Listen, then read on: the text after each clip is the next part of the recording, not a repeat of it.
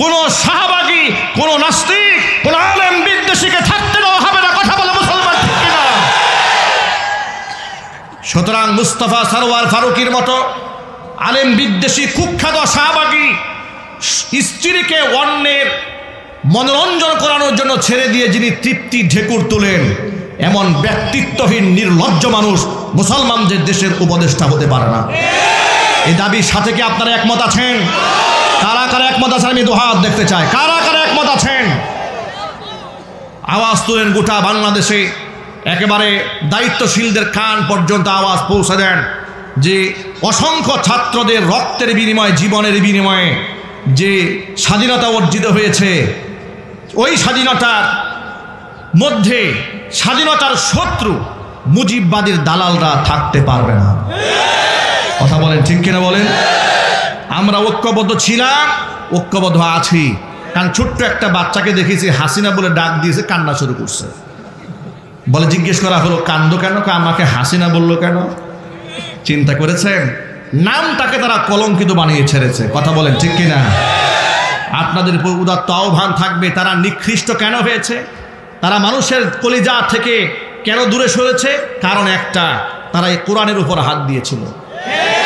তারা এই দেশের আলেমদেরকে, নিরপরাধ আলেমদেরকে জঙ্গি বানিয়ে, টেররিস্ট বানিয়ে, রাজাকার, আল বদর, আল শামস, উগ্র এই সমস্ত তকমা লাগিয়ে বিভিন্ন মাহফিল মঞ্চ থেকে গ্রেফতার করে কোমরে রশি লাগিয়ে হাতের মধ্যে গরুর রশি দিয়া বেঁধে টেনে টেনে আদালতে হাজির করেছিল।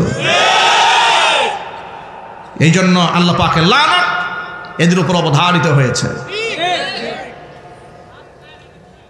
2018 সালে ছোট্ট একটা গল্প বলে দিই আপনাদের কাছে, অনেক কিছু বলা হয় নাই। লক্ষ্মীপুরার মাহফিলের স্টেজ থেকে আমাকে নেওয়া হলো জয়দেবপুর থানায়। জিজ্ঞেস করলাম ওসি আমিনুল ইসলাম সাহেবকে, ভাই আমার অপরাধটা কি বলবেন তো? বলো কিচ্ছু বলতে পারবো না, সব উপরের নির্দেশ। আমি জানি না আপনার কেন ধরা হয়েছে। আমাকে রাখা হলো গারদে। আধা ঘন্টা পরে দেখি এক বয়স্ক মুরব্বী হুইল চেয়ারে চলে এমন একটা লোক, তাকেও এনে রাখা হলো আমার সাথে। আমি তার দিকে তাকিয়ে আছি, তিনিও আমার দিকে তাকিয়ে আছে। আমি ইয়াং মানুষ, উনি একটু বয়স্ক মানুষ। মনে মনে ভাবলাম আমি না হয় একটা ইয়াং মানুষ, জালেম আমাকে ঢুকিয়েছে। এই আমার পিতৃ সমতুল্য বাবার বয়সী একটা বৃদ্ধ মানুষ, চলতে কষ্ট হয়, এমন একটা মানুষকে গারদে এনে রাখতে হবে? কেন রাখলেন? জিজ্ঞেস করলাম, চাচা আপনার নাম কি? রাজনীতি করেন নাকি আপনি? চাচা আমাকে বললেন যে আপনার নাম কি? আমি আমার পরিচয় দিলাম যে আমি বুটবাজার কেন্দ্রীয় জামে মসজিদের খতিব, আমার নাম মাওলানা আব্দুর রহিম আল মাদানী। তো আপনি কে? আপনি একটা বুড়া মানুষ, আপনাকে এইভাবে লাঞ্ছিত করলো কেন? রাজনীতি করেন? আমাকে উনি মুচকি হেসে বললেন যে আপনি আমাকে চেনেন না? বললাম না। তিনি বললেন আমার নাম হাসান উদ্দিন সরকার, টঙ্গীতে আমার বাড়ি। এরপরে তিনি তার ব্যাকগ্রাউন্ড বললেন, পরিচয় বললেন। তখন আমার মাথায় মনে হলো যে হ্যাঁ, এরকম একটা বড় নেতার নাম শুনেছি, বড় নেতার নাম শুনেছি। তারপরে অনেক কিছু গল্পে ছলে বললেন। আমি ছিলাম খুব ক্লান্ত, সে রাতে প্রোগ্রাম করে এসেছি। আমি ওই প্রচণ্ড শীতের মধ্যে, তা আমার তো বিছানা টিছানা কিছু নাই, তো তার জন্য যে বিছানা দেওয়া হয়েছিল তিনি তার বিছানাটা আমার জন্য পেরে দিলেন, যে আমাকে বললেন মাওলানা আপনি ঘুমান। তা আমি শুয়ে প্রচণ্ড ঠান্ডার মধ্যে শুয়ে ঘুমাই গেছি। আমি ঘুমের ফাঁকে একটু তাকাই দেখি উনি আমাকে ঘুম পাড়ে রেখে তাহাজ্জুদের নামাজে বসে বসে আল্লাহর কাছে কাঁদতেছে। এই একটা দৃশ্য দেখে তার প্রতি আমার এমন ভালোবাসা জন্ম নিল যে নির্ঘাত একজন আল্লাহর ওলি পেয়েছি, আমি তার সেবা করবো ইনশাআল্লাহ। আমি বসে গেলাম। যখন ফজরের ওয়াক্ত হয়েছে, প্রচণ্ড শীত, ফেব্রুয়ারি মাসের 8 তারিখ 2018, খুব শীত। আমি তখন, তিনি ওই গারদের ভিতরে ছোট্ট একটা ওয়াশরুম, সেখানে তিনি বসলেন। ওয়াশরুমের জরুরত সারতে গিয়ে তিনি আর উঠে দাঁড়াতে পারছিলেন না, এত দুর্বল হয়ে পড়েছে। তো তিনি আমাকে ডাকলেন, বাবা আমাকে একটু ধরো, আমি দাঁড়াতে পারছি না। আমি তাকে গিয়ে, ভারী মানুষ, একা একা উঠাতে খুব কষ্ট হয়েছে। এরপরে তাকে উঠালাম, ওযু করালাম। উনি বাকি সময়টা নামাজে কাটালেন, তাহাজ্জুদে কাটালেন, জিকির আজকারে কাটালেন, তাসবিহ তাহলিল করলেন। খুব শ্রদ্ধা লাগলো, ভালোবাসা লাগলো তার প্রতি আমার এই দৃশ্য দেখে। সকালবেলা আদালতে হাজির দুজনে, উনিও হাজির, আমিও হাজির। আমিও জানি না কেন গ্রেফতার হয়েছি, উনিও জানেন না কেন উনি গ্রেফতার হয়েছেন। উনিও আমাকে চেনেন না, আমিও ওনাকে চিনি না। জীবনের প্রথম দেখা কারাগারে জীবনের প্রথম দেখা থানার গারদে। এরপরে আদালতে দাঁড়িয়ে দেখি দুইজনে এক মামলার আসামি। খুব ইন্টারেস্টিং ঘটনা। আদালতে দাঁড়িয়ে দেখি দুইজনে কি এক মামলার আসামি। আবার কি শুধু এক মামলার আসামি? সেখানে মামলার ইজহারে লেখা হয়েছে যে এই যে এক প্রায় 200-300 মানুষ টঙ্গীর কোনো এক গোপন জায়গাতে তারা মিটিংরত ছিলেন। সেখানে পুলিশ ধাওয়া দিয়েছে। আর আমাদের উদ্দেশ্য ছিল সেই গোপন বৈঠকে দেশের মধ্যে একটা নাশকতা তৈরি করা। সেই নাশকতার মিটিং থেকে লোকেরা সব দৌড়ে পালিয়েছে। আমরা 7 জন দৌড়ায় পালাতে পারি নাই, পুলিশের হাতে নাতে ধরা পড়ছি। বিশেষ করে আমার পকেটে 16টা ককটেল বোমা পাওয়া গেছে। এগুলো আবার তারা আদালতে রিকভারি দেখিয়েছে। আমি হইলাম ওই মামলার 1 নম্বর আসামি। আর সাবেক এমপি বিএনপির এত বড় নেতা উনি হচ্ছেন ওই মামলার 7 নম্বর আসামি। আমি মনে মনে ভাবলাম যে বিএনপির আমার থেকে বড় নেতা তো গাজীপুরে কেউ নাই, তাহলে বোঝা গেল। একটু কথা বলে না, ঠিক কিনা বলেন? হাসান সরকার যদি আমার মামলার 7 নম্বর আসামি হয় তো আমার সাথে বড় নেতা বিএনপির আর কি আছে গাজীপুরে? মনের দুঃখ কাকে বলি। এরপরে আমি তাকে চাচা করে বলতাম যে চাচা কাজটা হলো কি বলেন আপনি? আমাকে তিনি বললেন যে বাবা ধৈর্য ধরো, ধৈর্য ধরো, একদিন তোমাদের জন্য সিংহাসন অপেক্ষা করছে। মনে রাখবেন জালেমেরা, আমাদের কণ্ঠকে টুটিকে তোমরা আঁকড়ে ধরতে চেয়েছিলে। আমাদের অপরাধটা কি ছিল? আমরা কি রাষ্ট্রদ্রোহিতা করেছিলাম? চুরি ডাকাতি করেছিলাম? দেশের টাকা বিদেশে পাচার করেছি? মানুষ খুন করেছি? গুম করেছি? হত্যা করেছি? অপরাধ কি ছিল বলো? কোন অপরাধে তোমরা আমাদের জীবনটাকে বিষিয়ে তুলেছিলে? কেন তোমরা আমাদের মসজিদগুলাকে মসজিদে আকসার মতো ঘেরাও করে দাঁড়িয়েছিলে? কেন তোমরা আমাদের বাড়িঘর উচ্ছেদ করতে চেয়েছিলে? আমাদের অপরাধটা কি আমরা বুঝতে পেরেছি। তোমরা চেয়েছিলে ওই যে স্বামী স্ত্রীর সম্পর্ক যেই বেঈমানদের সাথে, ওই বেঈমানদের মনস্তুষ্টি। তোমরা চেয়েছিলে তোমাদের রাম এবং বাম এবং দাদা বাবুদের পা চেটে তাদেরকে বুঝাতে যে আমরা মৌলবাদ দমন করছি। মৌলবাদ দমন করার নামে অসংখ্য আলেমদেরকে তোমরা নির্যাতন করেছো, ফাঁসির কাস্টে ঝুলিয়ে হত্যা করেছো। তোমরা আলেমদেরকে জেলখানায় দিয়ে আটকে নির্মম নির্যাতন করেছো। এর প্রতিফল তোমাদের ভোগ করতে হয়েছে। এমন ভাবে একদিনে সবগুলা দেশ ছেড়ে চোরের মতো পালিয়ে যেতে বাধ্য হয়েছ।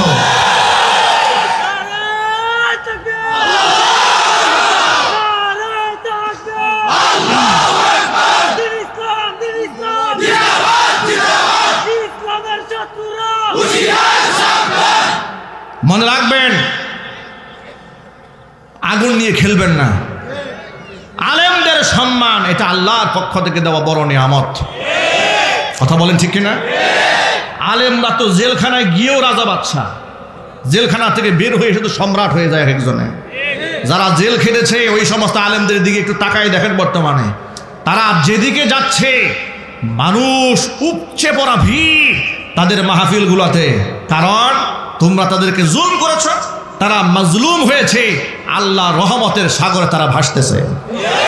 আর তোমরা জুলুম করেছিলে, তোমাদেরকে যখন আদালতে উঠানো হয় মানুষের সিনফিতি কাজ করে না, শুধু স্যান্ডেল দিয়ে পিটাইতে মনে চায়। কর্মে মানুষ সম্মানিত হয়, কর্মেই মানুষ অসম্মানিত হয়। মনে রাখবেন, আপনি যে দলের নেতা আর কর্মী হন না কেন, আপনার সমস্ত দলীয় পরিচয়ের ঊর্ধ্বে একটা বড় পরিচয় আছে, আপনি একজন মুসলমান। এ কোরআন সবার উপরে স্থান। কথা একটু জুড়ে বলেন, ঠিক কিনা বলেন? আল্লাহর কোরআনকে সামনে নিয়ে চলতে চায়, আল্লাহর কোরআন নিয়ে বাঁচতে চায়, আল্লাহর কোরআন নিয়ে প্রয়োজনে মরতে চায়। কিন্তু কোরআনী বিশ্বাসের সাথে বিশ্বাসঘাতকতা করে 1 সেকেন্ড পৃথিবীতে বাঁচতে চায় না। রাজি আছেন কারা কারা? দু হাত দেখতে চায়।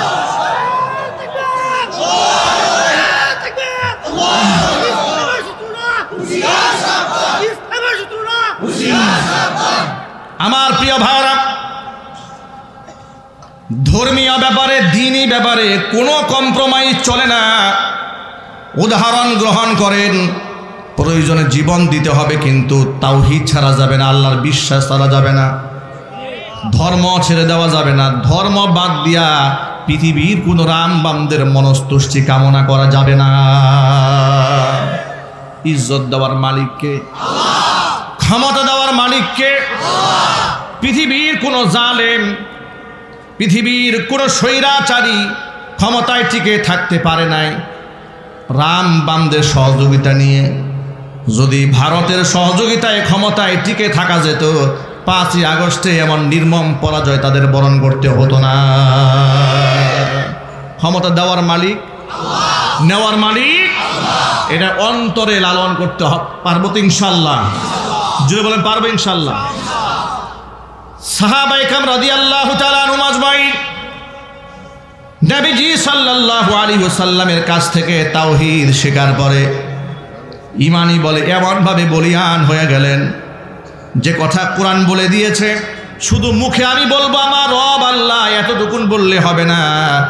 ইন্নাল্লাযীনা ক্বালু রাব্বুনাল্লাহ সুম্মা ইসতাকামু তাতানাজ্জালু আলাইহিমুল মালাইকাতু আল্লা তাখাফু ওয়ালা তাহজানু ওয়া আবশিরু বিল জান্নাতিল্লাতী কুনতুম তুআদুন। আল্লাহ পাক বলেন ইন্নাল্লাযীনা ক্বালু রাব্বুনাল্লাহ, যারা বলে নিশ্চয় আমাদের রব কে আল্লাহ, মুহাব্বতের সাথে বলুন আল্লাহ। এ কথা বলেই ক্ষান্ত হয় না, সুম্মা ইসতাকামু, এর উপরে দাবির উপর অবিচল থাকে। যদি রব আল্লাহ এ দাবি করার পরে অবিচল থাকে তাতানাজ্জালু আলাইহিমুল মালাইকা আল্লা তাখাফু ওয়ালা তাহজানু, তাদের ইন্তেকালের সময় কাতারে কাতারে রহমতের ফেরেশতা নাজিল হয়ে তাদেরকে অভয় দিয়া বলে তোমাদের কোনো ভয় নাই, তোমাদের কোনো দুঃখও থাকবে না। ও আবশিরু বিল জান্নাহ, ওই জান্নাতের সুসংবাদ তোমরা গ্রহণ করো। আল্লাতী কুনতুম তুআদুন, যে সুসংবাদ যে জান্নাতের ওয়াদা তোমাদের সাথে করা হতো।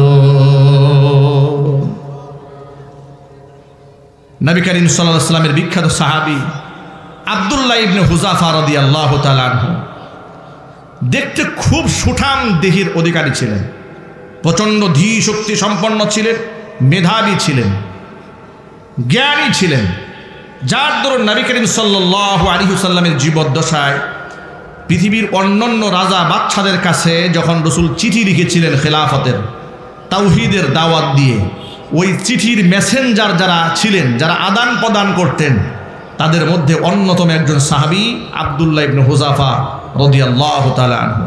খলিফা ওমর ইবনুল খাত্তাব রাদিয়াল্লাহু তাআলা আনহুর শাসন আমলে একদল সৈনিকদেরকে সাথে নিয়ে রোমান সৈনিকদের সাথে দিন লড়াই করতে গেলেন। রোমান সৈন্যদের মোকাবেলা করতে গিয়ে সাহাবায়ে কেরামের এই পুরো টিম তাদের হাতে গ্রেফতার হয়ে গেলেন। রোমের বাদশাহ মুসলমানদেরকে দেখতে চাইলেন, যাদের গ্রেফতার করা হয়েছে তাদেরকে বাদশার সামনে আনা হলো। বাদশা জিজ্ঞেস করলেন তোমাদের সেনাপতিকে? তারা বললেন আমাদের কোনো সেনাপতি নাই, আমাদের একজন আমির আছে। আব্দুল্লাহ ইবনে হুযাফা সামনে আনতে বলো, সামনে আনা হলো। আব্দুল্লাহ ইবনে হুযাফা রাদিয়াল্লাহু তাআলা আনহু চেহারা দেখে, সৌন্দর্যতা দেখে, তার স্মার্টনেস দেখে রোমের বাদশা আব্দুল্লাহ ইবনে হুযাফা রাদিয়াল্লাহু তাআলা আনহুকে ডেকে বলছেন, আব্দুল্লাহ রে, আমি প্রতিশোধ পরায়ণ হয়ে তোমাদের উপর আঘাত করব না, আমি তোমাদেরকে একটা প্রস্তাব দিই, তোমার সহসায় প্রস্তাবটা মেনে নাও। সেই প্রস্তাবটা হলো, তুমি যদি ইসলামের জন্য তোমরা যুদ্ধ করতে এসেছো, ধর্ম ত্যাগ করে আমাদের খ্রিস্টান ধর্ম গ্রহণ করো, তাহলে তোমাদের জন্য কত বড় পুরস্কার আছে। আমার সুন্দরী মেয়েটাকে তোমার সাথে আমি বিবাহ করাই দেব, আর এই রোম সাম্রাজ্যের অর্ধেকটা আমি তোমার নামে লিখে দেব, তুমি হবে এটার রাজা বাদশাহ। এত বড় লোভনীয় প্রস্তাব পাওয়ার পরে আব্দুল্লাহ ইবনে হুযাফা রাদিয়াল্লাহু তাআলা আনহু ঘৃণা করে প্রস্তাব প্রত্যাখ্যান করে বললেন, ইয়া কালবার রুম, হে রোমের কুকুর। সুবহানাল্লাহ করেন। এত বড় লোভনীয় প্রস্তাব শুনে তিনি বলছেন, ইয়া কালবার রোম, হে রোমের কুকুর, আমি আমার তাওহীদ ছেড়ে দেব, ধর্ম বাদ দিয়ে দিব, আল্লাহকে বাদ দিয়ে দিব এই সুন্দরী বউয়ের আশায়। তোমরা কল্পনা করলে কি করে? আমরা তো এই ধর্মের জন্য মরার জন্য প্রস্তুত হয়ে বসে আছি। আল্লাহু আকবার বলেন। কি করে কল্পনা করলে এই লোভনীয় প্রস্তাবে আমি রাজি হয়ে যাব? এ কথা শোনার পরে বাদশা খুব ক্ষিপ্ত হল। মুসলমানদের কাফেলার বেশ কয়েকজন সদস্যকে ফুটন্ত তেলের মধ্যে ছেড়ে দিয়া মুহূর্তের মধ্যে দেহ থেকে তাদের রক্ত মাংস হাড়গুলা বিচ্ছিন্ন হয়ে গেল।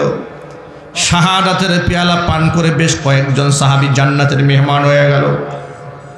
এই দৃশ্য দেখার পরে তারা মনে মনে ভাবছিল নিশ্চয়ই বাকি যারা আছে সকলেই ভয়ে কালিমা ছেড়ে দেবে, কিন্তু তারা কালিমার ব্যাপারে বড় কঠিন থাকলেন। আব্দুল্লাহ ইবনে হুযাফা রাদিয়াল্লাহু তাআলা আনহুকে জামা খুলে সামনে দাঁড় করায় দেওয়া হলো, তাকে ফেলে দেওয়া হবে। আব্দুল্লাহ ইবনে হুযাফা রাদিয়াল্লাহু তাআলা আনহু চোখের পানি ছেড়ে কান্না করছে। দৃশ্য দেখে কাফিররা মনে করেছে তিনি বোধহয় ভয় পেয়ে গেছেন। বাদশার সামনে নেওয়া হলো। বাদশাহ বললেন, তুমি বোধহয় আমার প্রস্তাবে রাজি আছো ধর্মান্তরিত হতে? তিনি বললেন, মোটেও না, আমি ধর্মান্তরিত হব না। তাহলে চোখে পানি কেন? চোখের পানি আমি যে এখন শেষ হয়ে যাব এই জন্য নয়, ভয়ের পানিও এটা নয়। তাহলে কিসের পানি? বলে এটা একটা আফসোসের পানি। কিসের আফসোস? তিনি বললেন, আমি আমার রাসূলের মুখে শুনেছি পৃথিবী থেকে যারা একবার বিদায় নিয়ে যাবে দুনিয়াতে সে আর আসতে পারবে না, কিন্তু শহীদদের তো অনেক মর্যাদা। আজকে আল্লাহর দ্বীনের খাতিরে ধর্মের জন্য আমার একটা মাত্র প্রাণ শাহাদাত বরণ করবে, দুনিয়াতে আমি আর ব্যাক করে ফিরে আসতে পারবো না। আমার আফসোস হলো আল্লাহ যদি আমাকে 1000টা জীবন দান করতেন, আল্লাহর দ্বীনের জন্য আমি ফুটন্ত তেলে 1000 জীবনকে সঁপে দিতাম। সেটা আমি পারছি না বলে আজকে আমি কান্না করছি। আব্দুল্লাহ ইবনে হুযাফা রাদিয়াল্লাহু তাআলা আনহুর ঈমান দীপ্ত কথা শুনে আহলে কিতাবের সদস্য খ্রিস্টান এই রাষ্ট্রনায়ক থরথর করে তার ক্ষমতার মসনদ কেঁপে উঠেছে। সে আব্দুল্লাহ ইবনে হুযাফাকে ডেকে বলল, আব্দুল্লাহ, আমি তোমাকে মারবো না, হত্যা করবো না, ছোট্ট একটা প্রস্তাব রাজি হয়ে গেলে সকলকে বা সালামত বাড়িতে পৌঁছে দেওয়ার ব্যবস্থা করব। জিজ্ঞেস করলেন, কি সেই প্রস্তাব? তিনি বললেন, তোমার কপাল ধরে যদি আমাকে একটা চুমা খাওয়ার সুযোগ করে দাও, তোমার সাথী সঙ্গী যারা আছে সকলকে আমি মাফ করে দেব।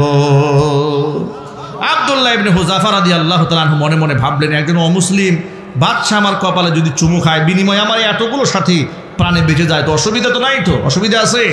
তিনি চুমু গ্রহণ করলেন। এই সব সাথী সঙ্গীদেরকে নিয়ে মদিনাতুল মুনাওয়ারায় ব্যাক করলেন। লম্বা ইতিহাস।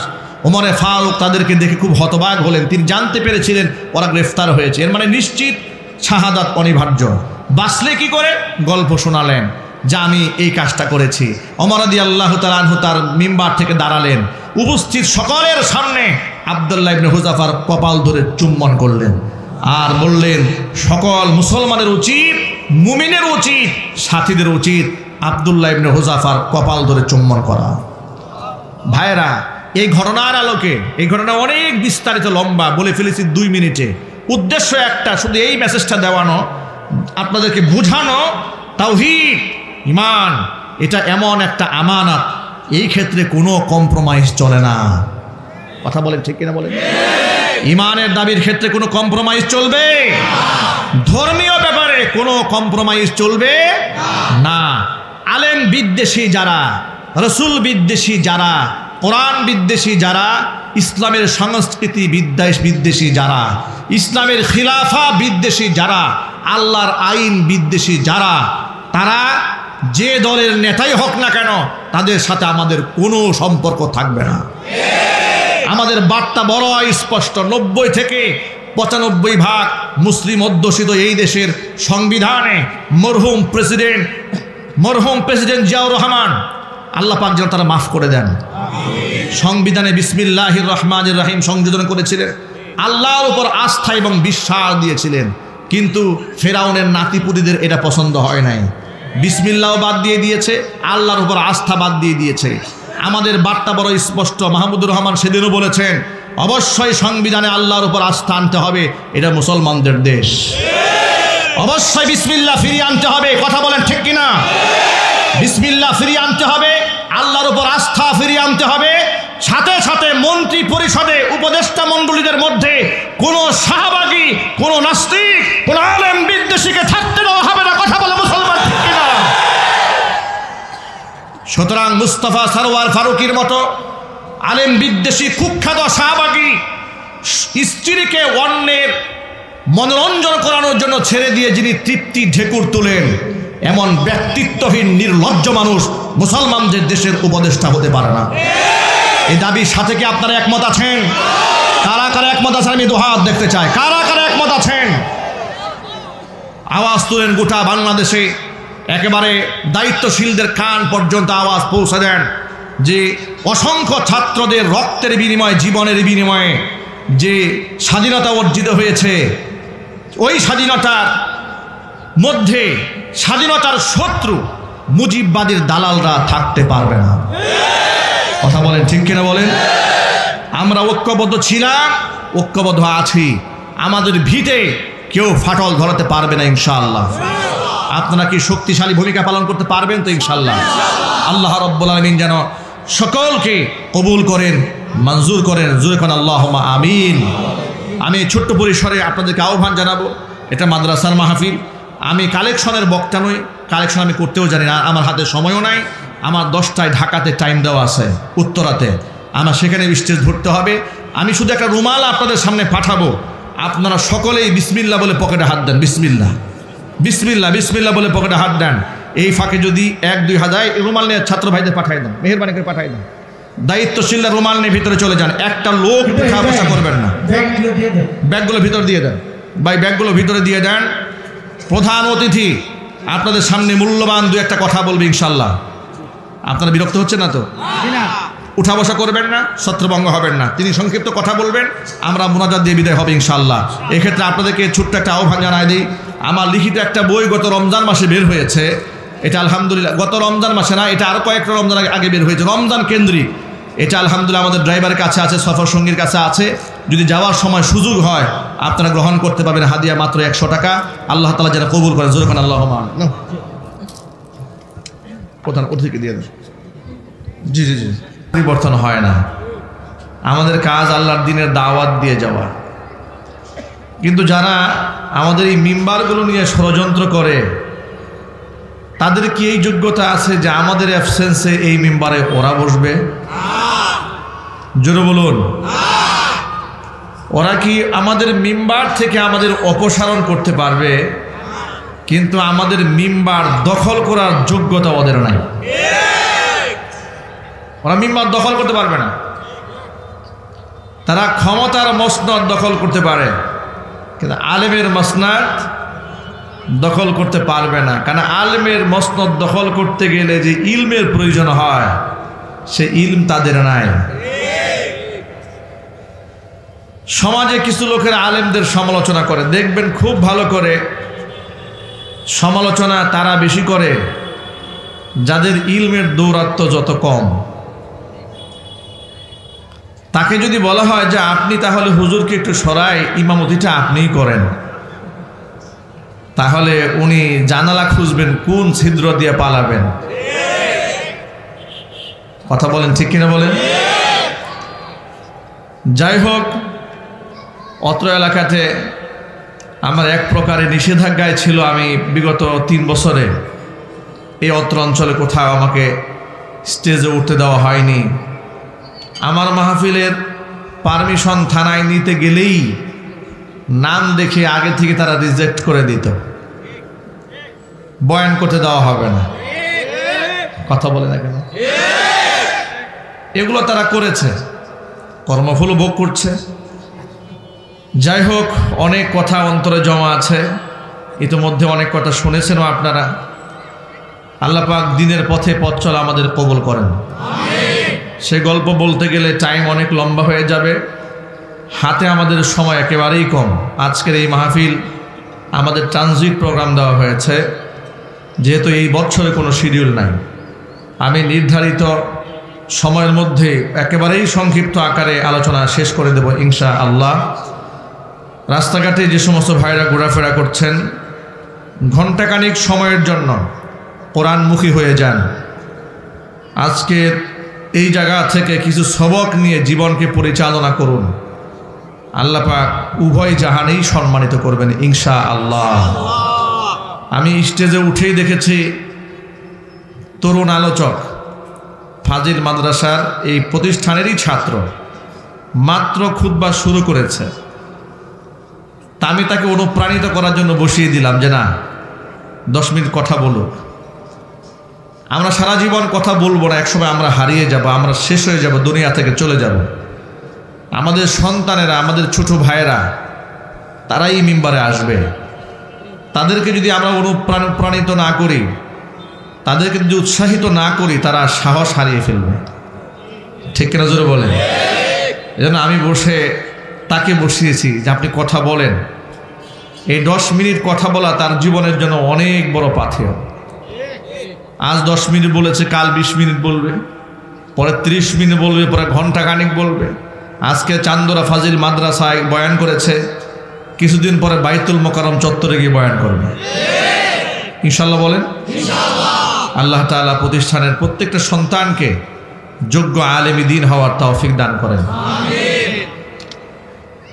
উপস্থাপক বলেছেন যে এখানকার সন্তানরা ডাক্তার হচ্ছে, ইঞ্জিনিয়ার হচ্ছে, অনেক কিছু হচ্ছে।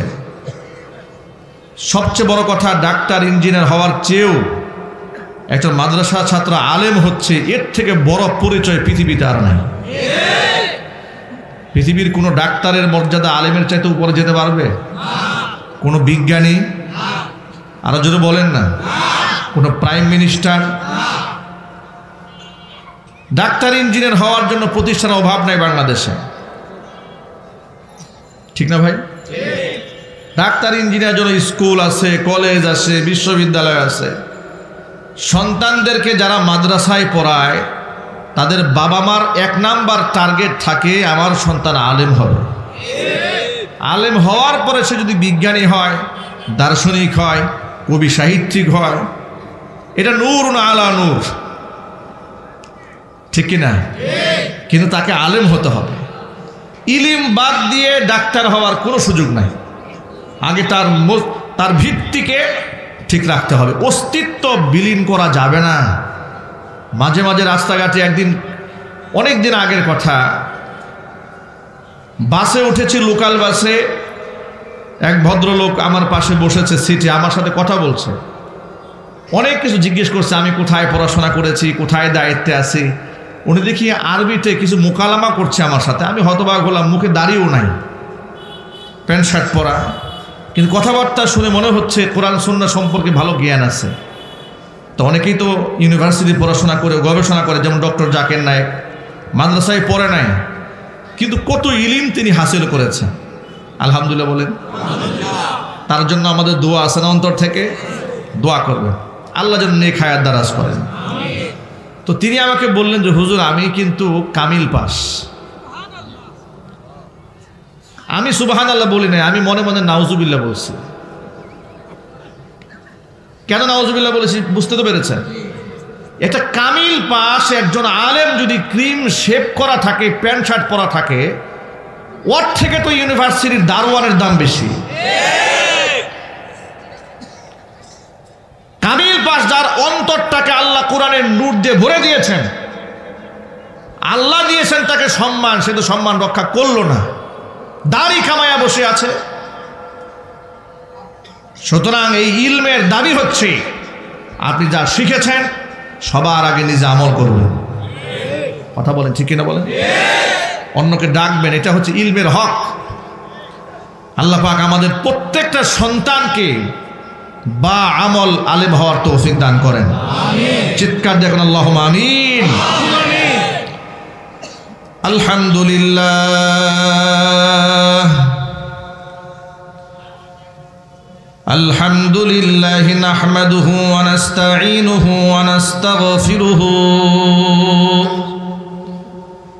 ওয়া নাউযু বিল্লাহি মিন শুরুরি আনফুসিনা ওয়া মিন সাইয়্যাতি আ'মালিনা। من يهده الله فلا مضل له ومن يضلله فلا هادي له ونشهد أن لا إله إلا الله وحده لا شريك له ونشهد أن سيدنا ونبينا وحبيبنا وشفيعنا ومولانا محمدا عبده ورسوله الذي أرسله بالحق بشيرا ونذيرا وداعيا إلى الله بإذنه وسراجا منيرا أما بعد فأعوذ بالله من الشيطان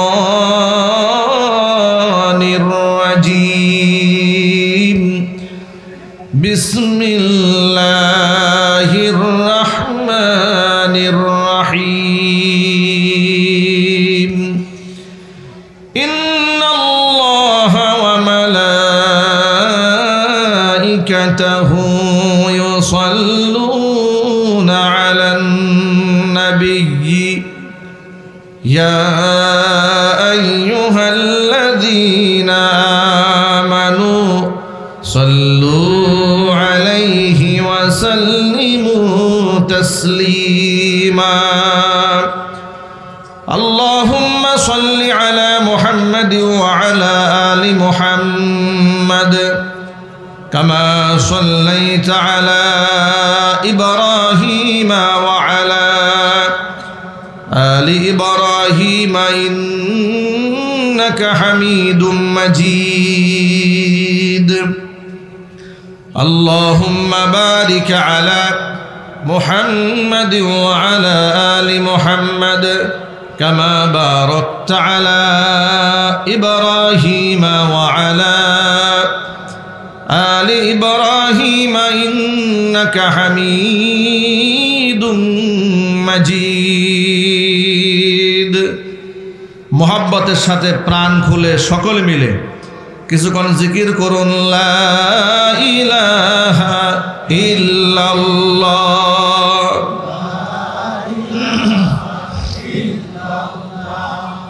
অপারেটর একটু ভলিউম দেন ভলিউম বাড়ান একটু দূর থেকে যেন বলা যায় হ্যাঁ স্টেজ মনিটরগুলোতে আওয়াজ দিন সাউন্ড দেন ভিতরে একটু সাউন্ড দেন লা ইলাহা ইল্লাল্লাহ লা ইলাহা ইল্লাল্লাহ লা ইলাহা ইল্লাল্লাহ লা ইলাহা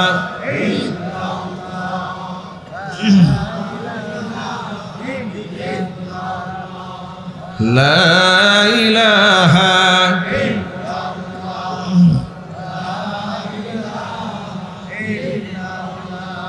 لا إله إلا الله محمد رسول الله صلى الله عليه وسلم ঐতিহ্যবাহী গাজীপুর জেলার অন্তর্গত গাজীপুর মহানগরের ৩৭ নং ওয়ার্ডে ঐতিহ্যবাহী চান্দরা রহমানিয়া ফাজিল ডিগ্রি মাদ্রাসা কর্তৃক আয়োজিত আজকের এই বার্ষিক ওয়াজ ও দোয়া মাহফিলের শেষ অধিবেশনের সম্মানিত সভাপতি জনাব মোহাম্মদ আসাদুজ্জামান আসাদ, প্রতিষ্ঠাতা সদস্য অত্র মাদ্রাসা, সাবেক সভাপতি গাছা থানা বিএনপি ও সাবেক সহসভাপতি চান্দরা রহমানিয়া ফাজিল ডিগ্রি মাদ্রাসা, আল্লাহ পাক তার নেক হায়াত দারাজ করুন। ইতোমধ্যে উপস্থিত হয়েছেন আজকের বার্ষিক ওয়াজ ও দোয়া মাহফিলের সম্মানিত প্রধান অতিথি আলহাজ মোহাম্মদ সালাউদ্দিন সরকার, কার্যকরী সভাপতি জাতীয়তাবাদী শ্রমিক দল কেন্দ্রীয় কমিটি, সাবেক আহ্বায়ক গাজীপুর মহানগর বিএনপি। আল্লাহ রাব্বুল আলামিন তার নেক হায়াত দারাজ করুন। এছাড়াও আমন্ত্রিত বিশেষ অতিথিবৃন্দ, হাজারাত ওলামায়ে কেরাম, মুরব্বিয়ান এজম, অত্র এলাকা এবং পার্শ্ববর্তী এলাকার বিভিন্ন প্রান্ত থেকে ছুটে আসা দিন দরদি, ইমানদার, পরহেজগার, মুত্তাকি মুসলিম ভাইয়েরা, পর্দার অন্তরালে অবস্থানরত আমাদের সকলের শ্রদ্ধাভাজন পর্দানিসীন মা এবং বোনেরা, মহান আল্লাহ রাব্বুল আলামিনের দরবারে আলিশানে লাখ কোটি শুকরিয়া আদায় করছি যে মহান মনিব আমাদেরকে লাখ কোটি মুমিন মুসলমানের মধ্য থেকে রহমতের হাত ছানি দিয়ে বাছাই করে নবী করিম সাল্লাল্লাহু আলাইহি ওয়াসাল্লামের ভাষায় বেহেশতের বাগানের মধ্যে উলামায়ে কেরামের মাজলিসে কোরআন হাদিসের মাহফিলে যথা সময়ে উপস্থিত হয়ে কোরআন সুন্নাহ থেকে আলোচনা করার, আলোচনা শোনার সুযোগ করে দিয়েছেন। এই জন্য আপনারা খুশি না বেজার? কম না বেশি? উচ্ছ্বসিত কণ্ঠে খুশি মনে মন প্রাণ উজাড় করে আল্লাহ পাকের শেখানো ভাষায় শুকরিয়া আদায় করছি। জবান ছেড়ে দিয়ে সকলে একযোগে বলছি আলহামদুলিল্লাহ। রব্বানা লাকাল হামদ হামদান কাসীরা তাইয়িবান মুবারাকান ফীহি। রব্বানা লাকাল হামদু কামা ইয়ানবাগি লিজালালি ওয়াজহিকা ওয়া আযীমি সুলতানিকা। আল্লাহ রাব্বুল আলামিন আজকের ওয়াজ মাহফিলকে কবুল করুন। চান্দরা রহমানিয়া ফাজিল ডিগ্রি মাদ্রাসাকে আল্লাহ তাআলা কিয়ামত পর্যন্ত কবুল করুন। মাদ্রাসার সমস্ত হাজাত আল্লাহ তাআলা তার গায়বে খাজানা থেকে মিটিয়ে দিন। মাদ্রাসার প্রতিষ্ঠাতা, সভাপতি, কোষাধ্যক্ষ, সদস্যবৃন্দ, মুহিব্বিন, মুতাআল্লিকিন, সংশ্লিষ্ট ব্যক্তিবর্গ আল্লাহ সকলকে মাফ করে দেন। অত্র এলাকার সমস্ত মুর্দেগানের কবর আযাব আল্লাহ তাআলা কিয়ামত পর্যন্ত বন্ধ করে দিন।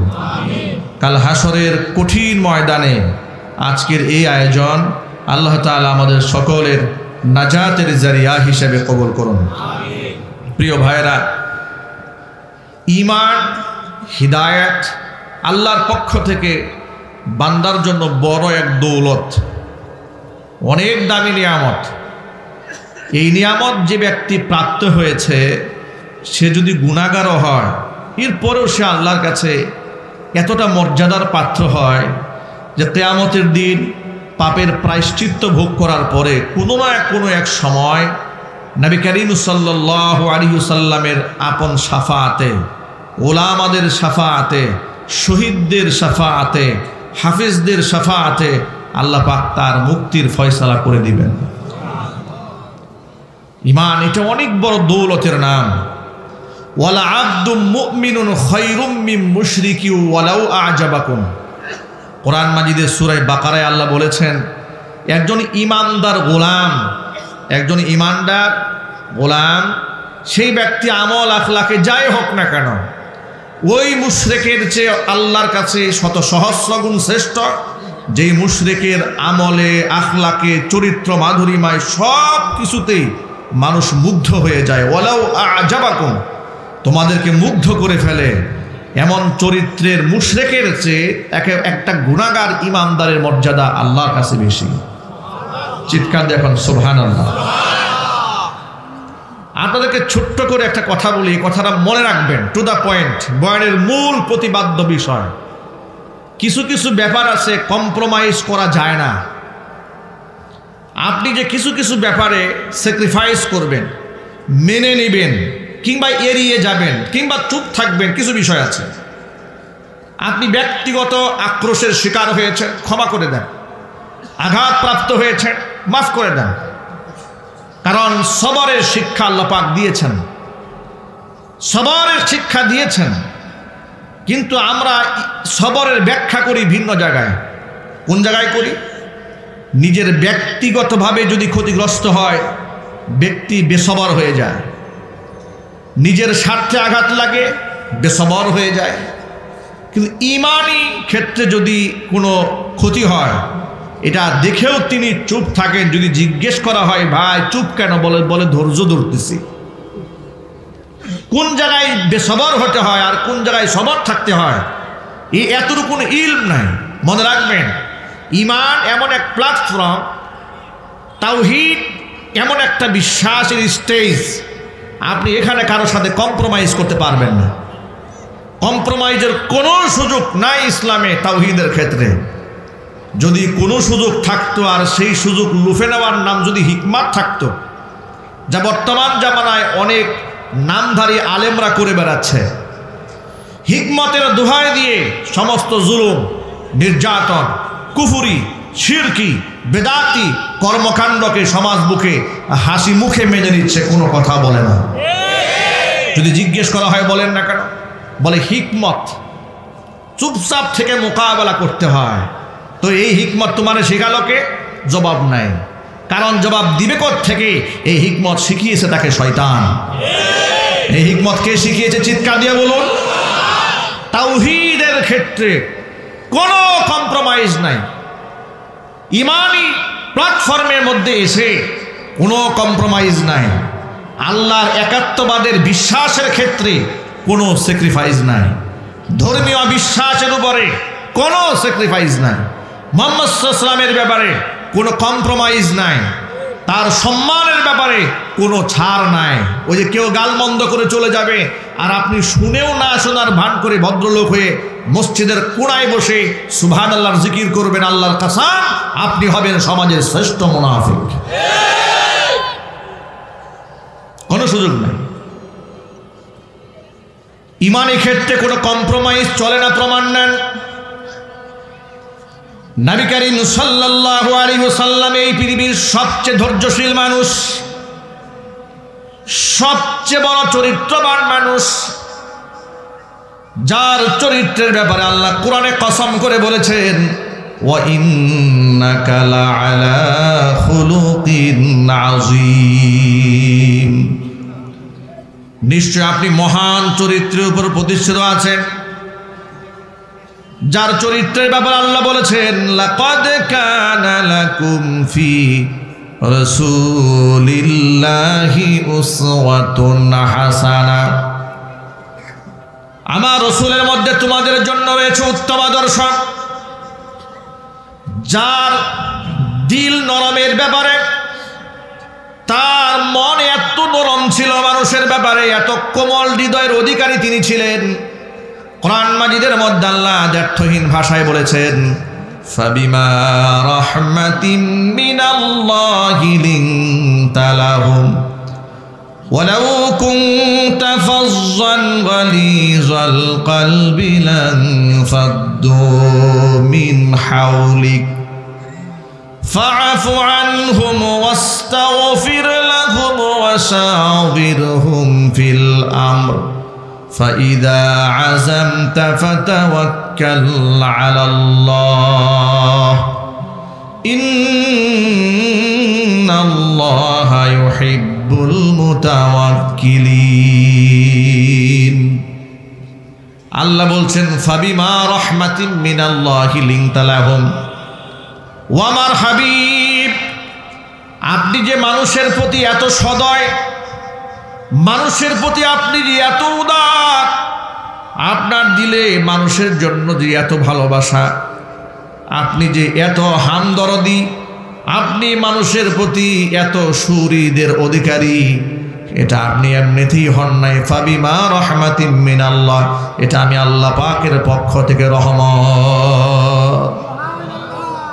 ওয়ালাউ কুনতা ফাযযান গালিযাল কলবি, যদি আপনি রূঢ় আচরণের অধিকারী হতেন, ব্যবহার যদি আপনার খারাপ হতো, গালিজাল কলবি, অন্তর যদি আপনার শক্ত হতো, আপনি যদি কর্কশ ভাষী কিংবা কর্কশ কঠিন হৃদয়ের অধিকারী যদি আপনি হতেন, লানফাদ্দু মিন হাওলিক, যে সমস্ত ব্যক্তিরা আজকে আপনার জন্য জীবন দিতে ঢাল হয়ে আপনার সামনে দাঁড়িয়ে যায়, তারা ঢাল না হয়ে আপনার থেকে ঘৃণা করে কিংবা ভয়ে আপনার থেকে দূরে চলে যেত।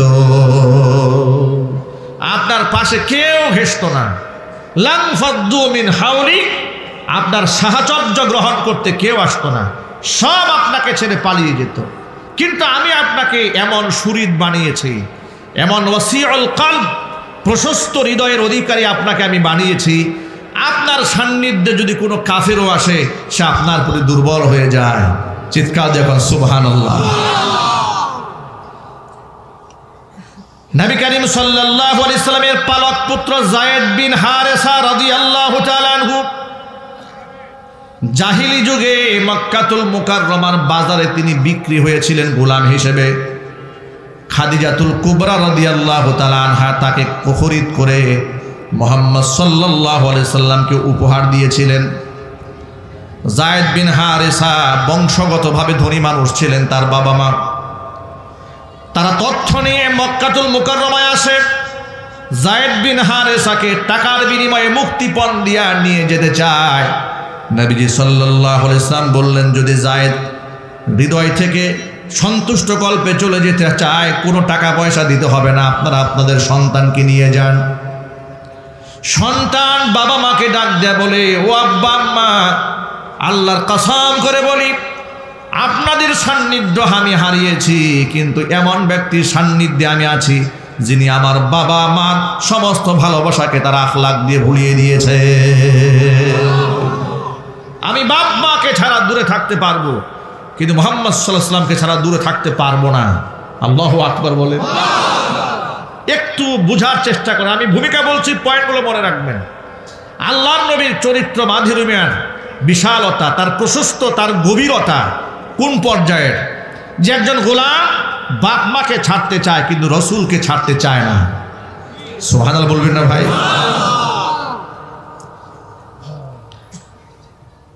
এমনই সুন্দর চরিত্রের অধিকার আল্লাহ পাক তার রসুলকে বানিয়েছিলেন।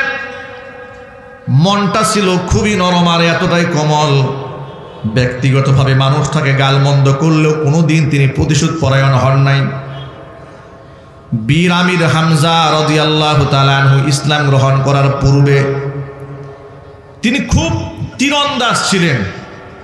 তিনি তীর নিক্ষেপ করতেন, এই ব্যাপারে খুব পারদর্শী ছিলেন।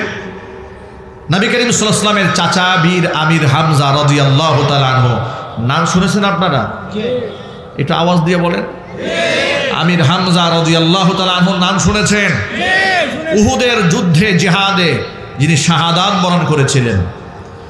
তীরন্দাজ পারদর্শী একজন যোদ্ধা আমির হামজা, তখনও মুসলমান হন নাই।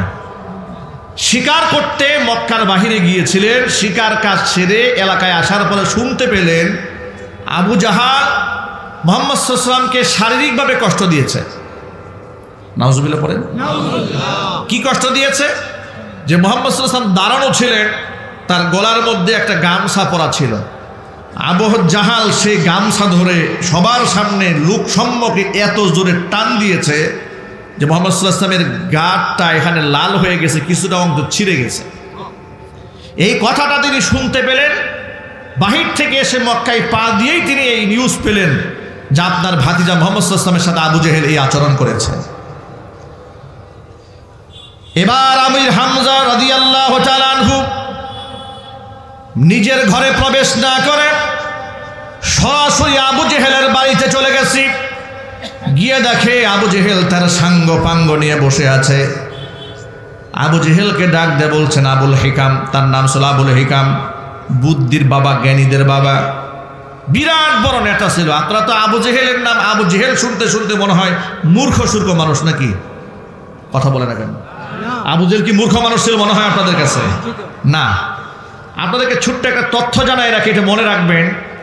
বর্তমানে দুর্নীতির শীর্ষে শিক্ষিত মানুষেরা, চুরির শীর্ষে শিক্ষিত মানুষেরা, ডাকাতির শীর্ষে শিক্ষিত মানুষেরা, রাষ্ট্র থেকে হাজার কোটি টাকা বিদেশে পাচার করেছে মূর্খ মানুষরা, শিক্ষিত ছোটরা। কথা বলে ঠিক না?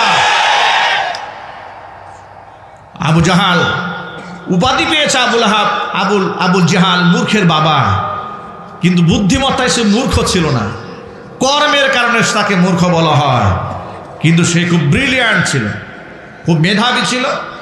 এলাকার মধ্যে বিচার সালিশ করে বেড়াতো, মাতাব্বুরি করে বেড়াতো।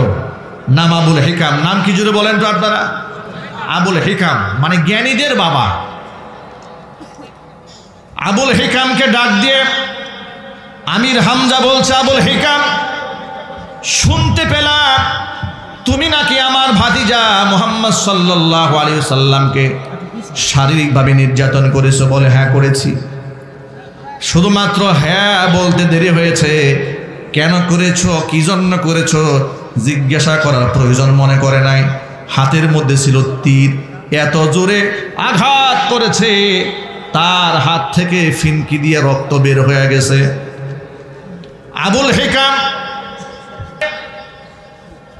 বীর আমির হামজা ডেকে বলছেন, শোনেন ও আবু জাহাল, শুনে রেখো, আবুল হিকাম শুনে রেখো, আমার ভাতিজার কালিমার দাওয়াত যদিও আমি গ্রহণ না করে থাকি, কিন্তু এ কথা আমি বিশ্বাস করি আমার ভাতিজার চাইতে শ্রেষ্ঠ মানুষ আসমানের নিচে জমিনের উপর আর একজন নাই। তুমি ভাবলে কিভাবে আমার ভাতিজার গায়ে তুমি আঘাত করবে আর আমরা চুপচাপ বসে থাকবো? তুমি চিন্তা করলে কি করে? এভাবে শারীরিক নির্যাতনের প্রতিশোধ গ্রহণ করে মুহাম্মদ সাল্লাল্লাহু আলাইহি ওয়াসাল্লামের কাছে গেছেন। যাওয়ার পরে গিয়ে বলছে, মুহাম্মদ ভাতিজা তোমার জন্য একটা সুসংবাদ আছে। নবীজি বললেন, চাচাজি কি সুসংবাদ বলুন। সুসংবাদ হলো আবুল হিকাম আপনাকে মেরেছে। বলে হ্যাঁ মেরেছে চাচাজি, আমাকে সে মেরেছে, কথা সত্য। ভাতিজাকে ডাক দেয়, বলে মুহাম্মদ তুমি খুশি হয়ে যাবে, তোমাকে যে আঘাত করেছে আমি তার বদলা নিয়ে এসেছি। তোমাকে ঘাড়ে টান দিয়েছে? বলে হ্যাঁ দিয়েছে, আমি তাকে সাইজ করে দিয়ে আসছি। আচ্ছা আপনি বলেন তো, যদি আপনাকে আমাকে কেউ আঘাত করত আর আমার আর আপনার হয়ে কোনো ব্যক্তি যদি তৃতীয় পক্ষ প্রতিশোধ নিয়ে এসে আমাদের কাছে বলতো সাইজ করে দিয়ে আসছি, আপনারা আমরা কি করতাম? কি কষ্ট পেতাম নাকি? মহা খুশিতে আনন্দে আত্মহারা হয়ে যেতাম, বলতাম বেটা বাঘের বাচ্চা, সাবাস, ঠিক কিনা বলেন? কিন্তু যেহেতু তিনি সাধারণ মানুষ ছিলেন না, তিনি ছিলেন মহামানব, এই জন্য তিনি খুশি হতে পারলেন না।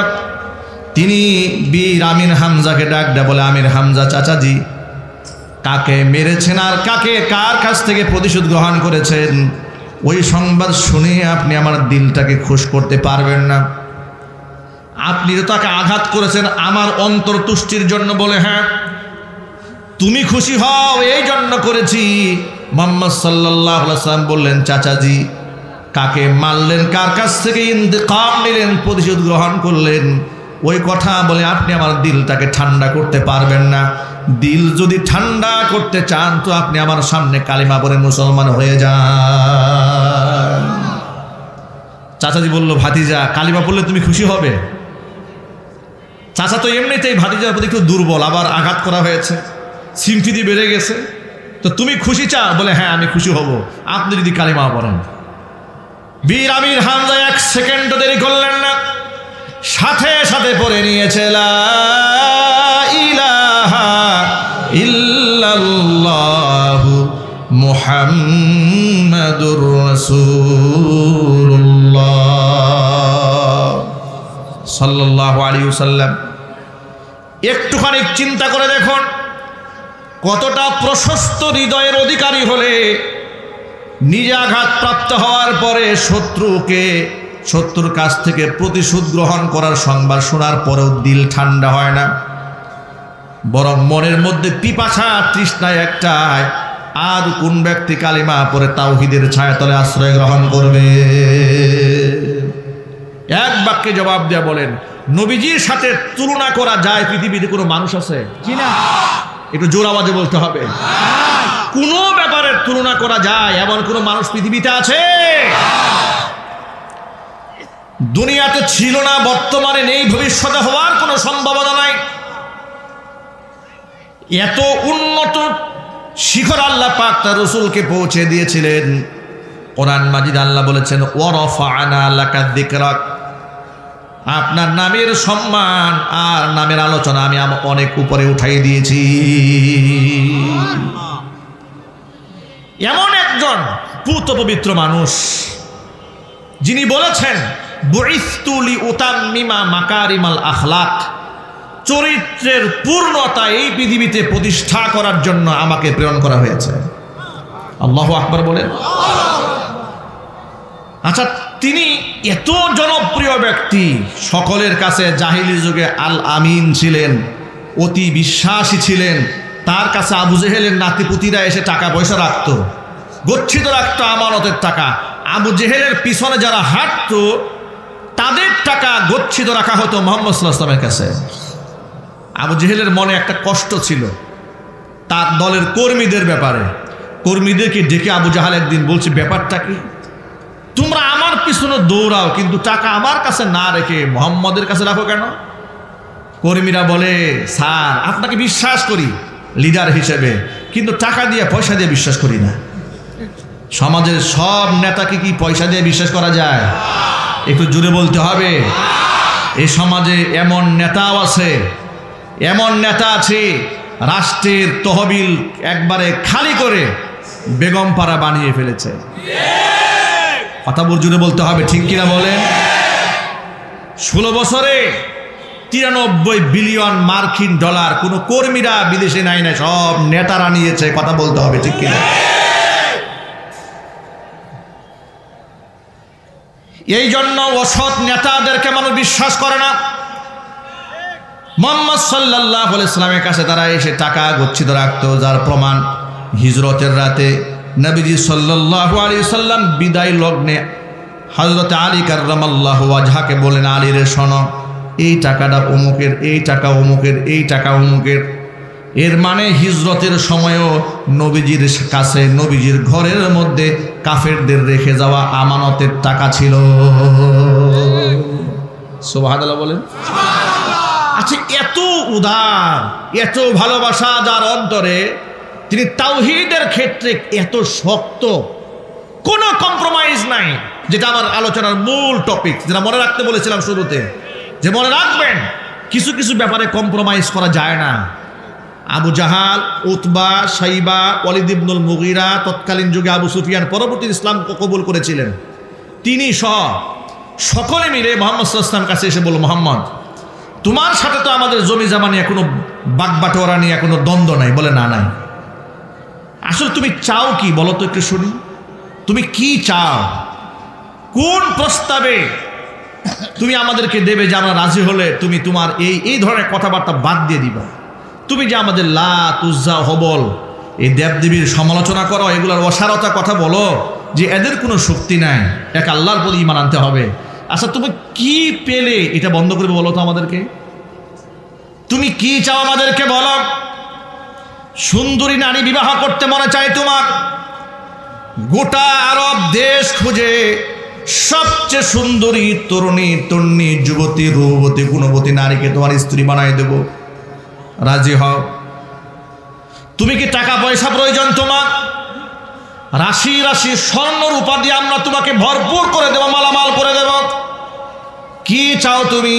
তুমি কি ক্ষমতার মসনদ চাও, চেয়ার চাও, আধিপত্য চাও? তাহলে সব নেতা তোমার নিতে থাকবে, তুমি থাকবে সবার উপরে। রাজি আছো কিনা বলো? আল্লাহর নবী কি জবাব দিলেন শোনেন। আগে বলেছি ঈমানের ক্ষেত্রে কোনো কম্প্রোমাইজ নাই। নবীজি সাল্লাল্লাহু আলাইহি সাল্লাম বললেন, ও মক্কার কাফিররা শোনো, তোমরা যা বলেছ সব তোমার দ্বারা সম্ভব।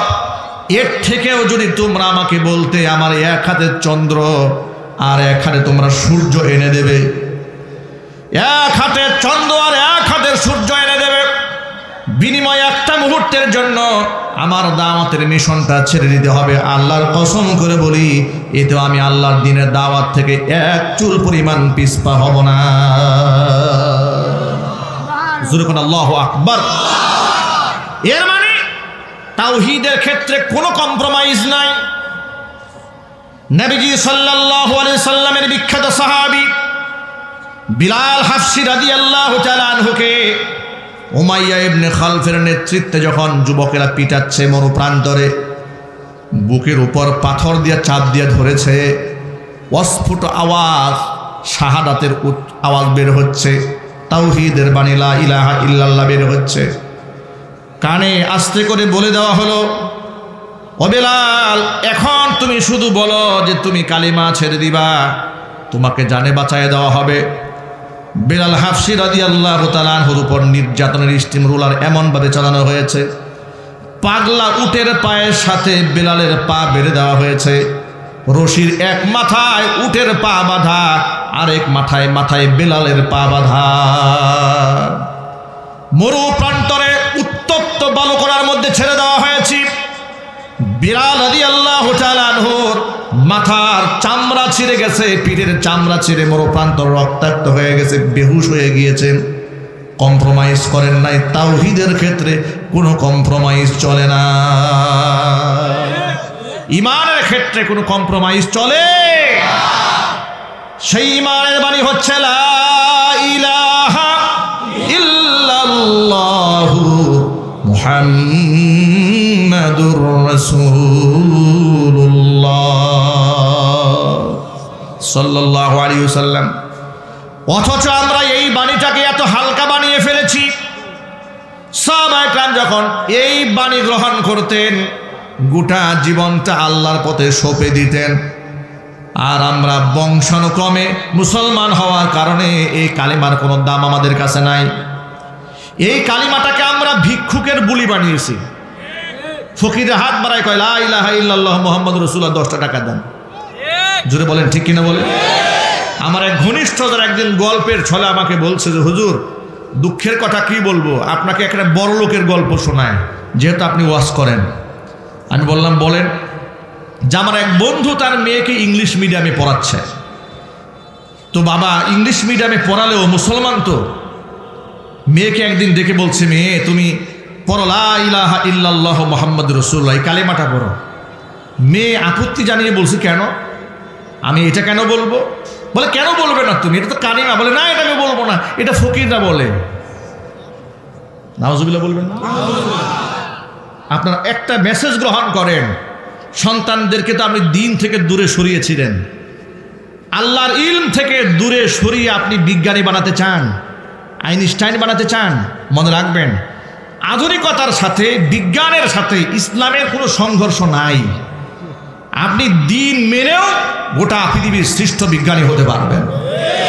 ইবনে সিনা রাহমাতুল্লাহি আলাইহি মুসলিম বিজ্ঞানী, কথা বলেন ঠিক কিনা বলেন। তারা তো ইসলাম মেনেই গোটা পৃথিবীর শ্রেষ্ঠ তারা চিকিৎসা বিজ্ঞান এই পৃথিবীর মধ্যে দিয়েছেন। কই এই ক্ষেত্রে ধর্ম তাদের বাধা হয়ে দাঁড়ায় নাই।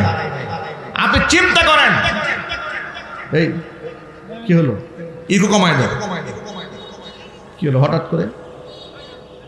মালয়েশিয়া একটা মুসলিম কান্ট্রি, সেখানে আধুনিক টেকনোলজি সম্পর্কে যারা গিয়েছেন তারা দেখেছেন। আমরা তো নামে ডিজিটাল, নামে স্মার্ট। স্মার্ট বললেই তো স্টেজ ভাঙে এই দেশে, কথা বলেন ঠিক কিনা। স্টেজও বুঝে যে এটা একটা মিশা কথা, কথা বলেন ঠিক কিনা। স্টেজও তার এই স্মার্ট কথাটা নেয় নাই, সাথে সাথে ভেঙে পড়ে গেছে।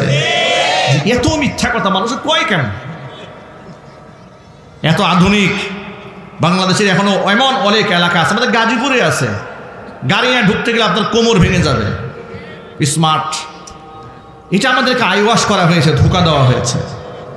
বড় বড় প্রজেক্টের নামে ধোঁকা দিয়ে বুকা বানিয়ে কাঁঠালের বার্গারের পরামর্শ দেওয়া হয়েছে আমাদেরকে, আর উনি খাইতেন আইর মাছ, বোয়াল মাছ। এর প্রমাণ তো আমাদের হাতে আছে। ছেলেরা যেদিন গণভবনে ঢুকলেন, তারা ফ্রিজের মধ্যে কাঁঠালের বার্গার পায় নাই, কথা বলে না কেন। বড় বড় মাছ পেয়েছে, পদ্মা নদীর মাছ। আপনি খাবেন পদ্মার মাছ আর আমাদের খাওয়াবেন বার্গার কাঁঠালের।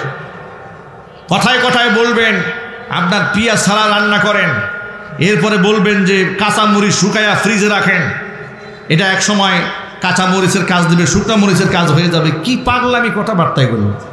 এই একটা দায়িত্বশীল মানুষ এই পাগলামি কথা বলে কি করে? তিনি আমাদেরকে এগুলা বলেছে ধোঁকা দেওয়ার জন্য। নিজের হাই লাক্সারিয়াস লাইফ লিড করেছে, দেশের সমস্ত গুদামটা ফাঁকা করে ফেলেছে, আর আমাদেরকে উনি অনশন করতে বলেছে।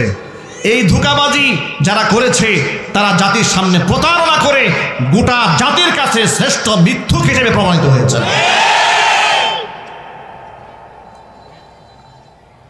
প্রিয় যুবক ভাইরা আমার, তাওহীদের ক্ষেত্রে কোনো কম্প্রোমাইজ চলে না। মুহাম্মদ সাল্লাল্লাহু আলাইহি ওয়াসাল্লাম কম্প্রোমাইজ করে নাই, বেলাল রাদিয়াল্লাহু তাআলা আনহু কম্প্রোমাইজ করেন নাই। এই জন্য তাওহীদের ক্ষেত্রে আমাদের কোনো কম্প্রোমাইজ চলবে না, ধর্মের ক্ষেত্রে কোনো কম্প্রোমাইজ চলবে না। সন্তানদেরকে মানুষ বানাবেন কোরআন সুন্নাহর আদলে, বলেন ইনশাআল্লাহ, বলেন না ইনশাআল্লাহ। একটা ছেলে যদি আপনার কোরআন দিয়ে তার বেস তৈরি করা হয়, ফাউন্ডেশনটা দেওয়া হয়, তাহলে এই ছেলে যদি ডাক্তার হয় ডাকাত হবে না, ঠিক কিনা বলেন। ছেলে যদি সাহিত্যিক হয়, কবি হয়, সে কবি শামসুর রহমান হবে না, সুফিয়া কামাল হবে না, কথা বলেন। এই জন্য সন্তানদের বেসকে কোরআন দিয়ে দেন, তাওহীদের সাথে কোনো কম্প্রোমাইজ করবেন না। আল্লাহর বিশ্বাসের ক্ষেত্রে কোনো কম্প্রোমাইজ চলে না। এই পৃথিবীতে দুই শ্রেণীর মানুষ স্মরণীয় হয়ে থাকবে কিয়ামত পর্যন্ত। এক হচ্ছে এই পৃথিবীর মধ্যে নিকৃষ্ট জালেম যারা, তারাও স্মরণীয় হয়ে থাকবে।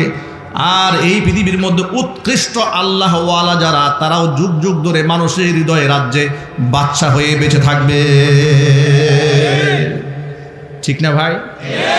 দু শ্রেণীর মানুষ স্মরণীয় হয়ে থাকে। প্রচন্ড দাম্ভিক অহংকারী জালেম, যেমন ফেরাউন, নমরুদ, কারুন, সাদ্দাত, হামান, যুগ যুগ ধরে মানুষের কাছে নামগুলো মুখস্থ। এমনভাবে তারা প্রসিদ্ধি লাভ করেছে যে পৃথিবীর কোন নিকৃষ্ট নাস্তিকও নিজের ছেলের নাম ফেরাউন রাখতে চায় না। কথা বলেন? আমার মনে হয় আগামী 50 বছর এই দেশে কোনো বাচ্চার নাম কোনো মায়েরা হাসিনা রাখবে কিনা সন্দেহ আছে। কথা বলে না কেন? জয় রাখবে কিনা আমার তো বিশ্বাস রাখবে না। কারণ ছোট্ট একটা বাচ্চাকে দেখেছি হাসিনা বলে ডাক দিয়েছে, কান্না শুরু করছে। বলে জিজ্ঞেস করা হলো কান্দো কেন? আমাকে হাসিনা বললো কেন? চিন্তা করেছেন?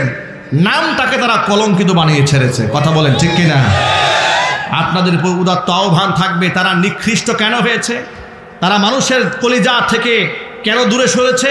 কারণ একটা, তারা এই কোরআনের উপর হাত দিয়েছিল। তারা এই দেশের আলেমদেরকে, নিরপরাধ আলেমদেরকে জঙ্গি বানিয়ে, টেররিস্ট বানিয়ে, রাজাকার, আল বদর, আল শামস, উগ্র এই সমস্ত তকমা লাগিয়ে বিভিন্ন মাহফিল মঞ্চ থেকে গ্রেফতার করে কোমরে রশি লাগিয়ে হাতের মধ্যে গরুর রশি দিয়া বেঁধে টেনে টেনে আদালতে হাজির করেছিল।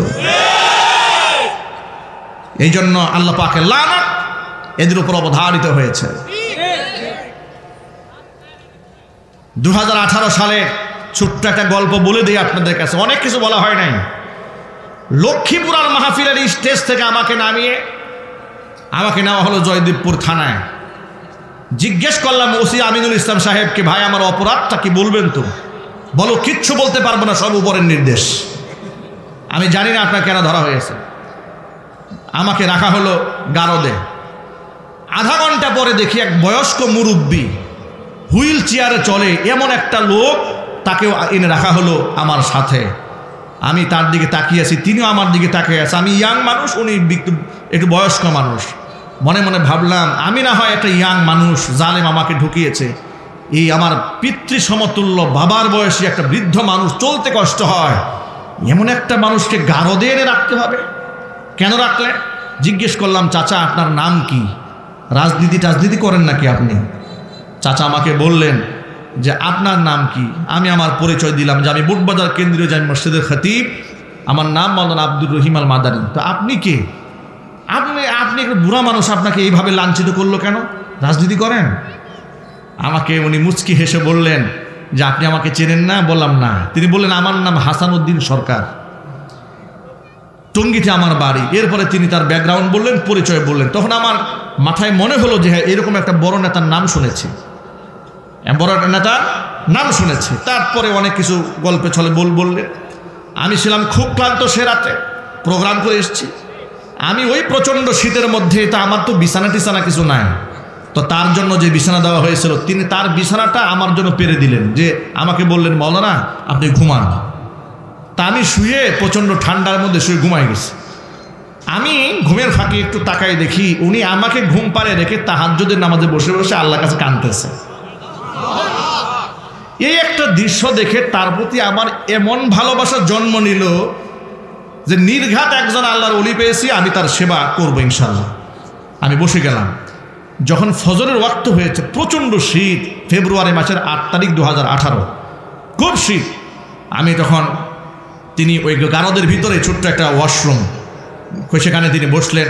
ওয়াশরুমের জরুরত সারতে গিয়ে তিনি আর উঠে দাঁড়াতে পারছিলেন না, এত দুর্বল হয়ে পড়েছে।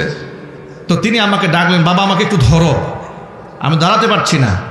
আমি তাকে গিয়ে, ভারী মানুষ, একা একা উঠাতে খুব কষ্ট হয়েছে। এরপরে তাকে উঠালাম, ওযু করালাম। উনি বাকি সময়টা নামাজে কাটালেন, তাহাজ্জুদে কাটালেন, জিকির আজকারে কাটালেন, তাসবিহ তাহলিল করলেন। খুব শ্রদ্ধা লাগলো, ভালোবাসা লাগলো তার প্রতি আমার এই দৃশ্য দেখে।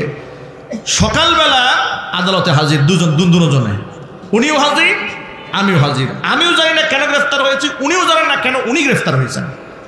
উনিও আমাকে চেনেন না, আমিও ওনাকে চিনি না। জীবনের প্রথম দেখা কারাগারে, জীবনের প্রথম দেখা থানার গারদে। এরপরে আদালতে দাঁড়িয়ে দেখি দুইজনে এক মামলার আসামি। খুব ইন্টারেস্টিং ঘটনা। আদালতে দাঁড়িয়ে দেখি দুইজনে কি এক মামলার আসামি। আবার কি শুধু এক মামলার আসামি? সেখানে মামলার ইজহারে লেখা হয়েছে যে এই যে এক প্রায় 200-300 মানুষ টঙ্গীর কোনো এক গোপন জায়গাতে তারা মিটিংরত ছিলেন। সেখানে পুলিশ ধাওয়া দিয়েছে। আর আমাদের উদ্দেশ্য ছিল সেই গোপন বৈঠকে দেশের মধ্যে একটা নাশকতা তৈরি করা। সেই নাশকতার মিটিং থেকে লোকেরা সব দৌড়ায় পালিয়েছে। আমরা 7 জন দৌড়ায় পালাতে পারি নাই, পুলিশের হাতে নাতে ধরা পড়ছি। বিশেষ করে আমার পকেটে 16টা ককটেল বোমা পাওয়া গেছে। এগুলো আবার তারা আদালতে রিকভারি দেখিয়েছে। আমি হইলাম ওই মামলার 1 নম্বর আসামি। আর সাবেক এমপি বিএনপির এত বড় নেতা উনি হচ্ছেন ওই মামলার 7 নম্বর আসামি। আমি মনে মনে ভাবলাম যে বিএনপির আমার থেকে বড় নেতা তো গাজীপুরে কেউ নাই, তাহলে বোঝা গেল। একটু কথা বলে না, ঠিক কিনা বলে? হাসান সরকার যদি আমার মামলার 7 নম্বর আসামি হয়, তো আমার সাথে বড় নেতা বিএনপির আর কি আছে গাজীপুরে? মনের দুঃখ কাকে বলি। এরপরে আমি তাকে চাচা করে বলতাম যে চাচা কাজটা হলো কি বলেন আপনি? আমাকে তিনি বললেন যে বাবা ধৈর্য ধরো, ধৈর্য ধরো, একদিন তোমাদের জন্য সিংহাসন অপেক্ষা করছে। মনে রাখবেন জালেমেরা, আমাদের কণ্ঠকে টুটিকে তোমরা আঁকড়ে ধরতে চেয়েছিলে। আমাদের অপরাধটা কি ছিল? আমরা কি রাষ্ট্রদ্রোহিতা করেছিলাম? চুরি ডাকাতি করেছিলাম? দেশের টাকা বিদেশে পাচার করেছি? মানুষ খুন করেছি? গুম করেছি? হত্যা করেছি? অপরাধ কি ছিল বলো? কোন অপরাধে তোমরা আমাদের জীবনটাকে বিষিয়ে তুলেছিলে? কেন তোমরা আমাদের মসজিদগুলাকে মসজিদে আকসার মতো ঘেরাও করে দাঁড়িয়েছিলে? কেন তোমরা আমাদের বাড়িঘর উচ্ছেদ করতে চেয়েছিলে? আমাদের অপরাধটা কি আমরা বুঝতে পেরেছি। তোমরা চেয়েছিলে ওই যে স্বামী স্ত্রীর সম্পর্ক যেই বেঈমানদের সাথে, ওই বেঈমানদের মনস্তুষ্টি। তোমরা চেয়েছিলে তোমাদের রাম এবং বাম এবং দাদা বাবুদের পা চেটে তাদেরকে বুঝাতে যে আমরা মৌলবাদ দমন করছি। মৌলবাদ দমন করার নামে অসংখ্য আলেমদেরকে তোমরা নির্যাতন করেছো, ফাঁসির কাস্টে ঝুলিয়ে হত্যা করেছো। তোমরা আলেমদেরকে জেলখানায় দিয়ে আটকিয়ে নির্মম নির্যাতন করেছো। এর প্রতিফল তোমাদের ভোগ করতে হয়েছে। এমন ভাবে একদিনে সবগুলা দেশ ছেড়ে চোরের মতো পালিয়ে যেতে বাধ্য হয়েছ।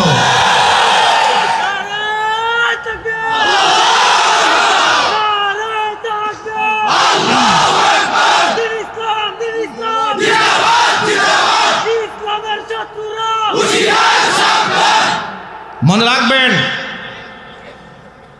আগুন নিয়ে খেলবেন না। আলেমদের সম্মান এটা আল্লাহর পক্ষ থেকে দেওয়া বড় নিয়ামত। কথা বলেন ঠিক কিনা? আলেমরা তো জেলখানায় গিয়েও রাজা বাদশা, জেলখানা থেকে বের হয়ে এসে তো সম্রাট হয়ে যায় একজনে। যারা জেল খেটেছে ওই সমস্ত আলেমদের দিকে একটু তাকাই দেখেন, বর্তমানে তারা যেদিকে যাচ্ছে মানুষ উপচে পড়া ভিড় তাদের মাহফিলগুলোতে। কারণ তোমরা তাদেরকে জুলুম করেছ, তারা মাজলুম হয়েছে, আল্লাহ রহমতের সাগরে তারা ভাসতেছে। আর তোমরা জুলুম করেছিলে, তোমাদেরকে যখন আদালতে উঠানো হয় মানুষের সিনফিতি কাজ করে না, শুধু স্যান্ডেল দিয়ে পিটাইতে মনে চায়। কর্মে মানুষ সম্মানিত হয়, কর্মেই মানুষ অসম্মানিত হয়। মনে রাখবেন, আপনি যে দলের নেতা আর কর্মী হন না কেন, আপনার সমস্ত দলীয় পরিচয়ের ঊর্ধ্বে একটা বড় পরিচয় আছে, আপনি একজন মুসলমান। এ কোরআন সবার উপরে স্থান। কথা একটু জুড়ে বলেন, ঠিক কিনা বলেন? আল্লাহর কোরআনকে সামনে নিয়ে চলতে চায়, আল্লাহর কোরআন নিয়ে বাঁচতে চায়, আল্লাহর কোরআন নিয়ে প্রয়োজনে মরতে চায়। কিন্তু কোরআনে বিশ্বাসের সাথে বিশ্বাসঘাতকতা করে 1 সেকেন্ড পৃথিবীতে বাঁচতে চায় না। রাজি আছেন কারা কারা? দু হাত দেখতে চায়।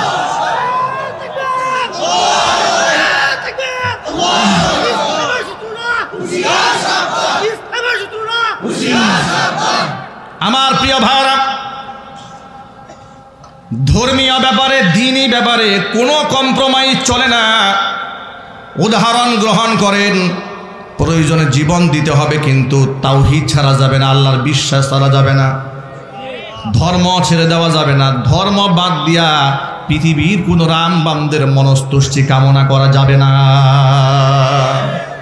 ইজ্জত দেওয়ার মালিককে, ক্ষমতা দেওয়ার মালিককে। পৃথিবীর কোন জালেম, পৃথিবীর কোন স্বৈরাচারী ক্ষমতায় টিকে থাকতে পারে নাই। রাম বামদের সহযোগিতা নিয়ে যদি ভারতের সহযোগিতায় ক্ষমতায় টিকে থাকা যেত, 5ই আগস্টে এমন নির্মম পরাজয় তাদের বরণ করতে হতো না।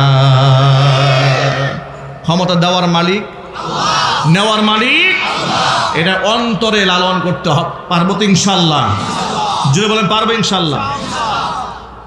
সাহাবায়ে কেরাম রাদিয়াল্লাহু তাআলা আনহুম আজমাইন নবীজি সাল্লাল্লাহু আলাইহি ওয়াসাল্লামের কাছ থেকে তাওহীদ শেখার পরে ঈমানি বলে এমন ভাবে বলিয়ান হয়ে গেলেন যে কথা কোরআন বলে দিয়েছে, শুধু মুখে আমি বলবো আমার রব আল্লাহ, এতটুকুন বললে হবে না।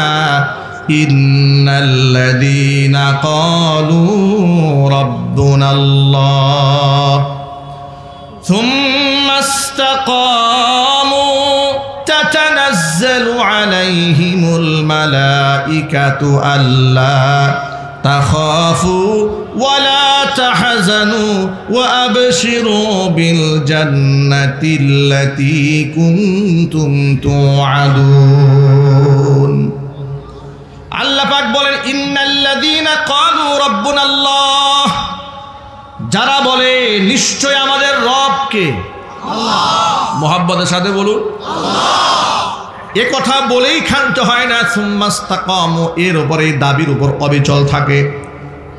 যদি রব আল্লাহ এ দাবি করার পরে অবিচল থাকে, তাতানাজ্জালু আলাইহিমুল মালাইকা আল্লা তাখাফু ওয়া লা তাহজানু, তাদের ইন্তেকালের সময় কাতারে কাতারে রহমতের ফেরেশতা নাজিল হয়ে তাদেরকে অভয় দিয়া বলে তোমাদের কোনো ভয় নাই, তোমাদের কোনো দুঃখও থাকবে না।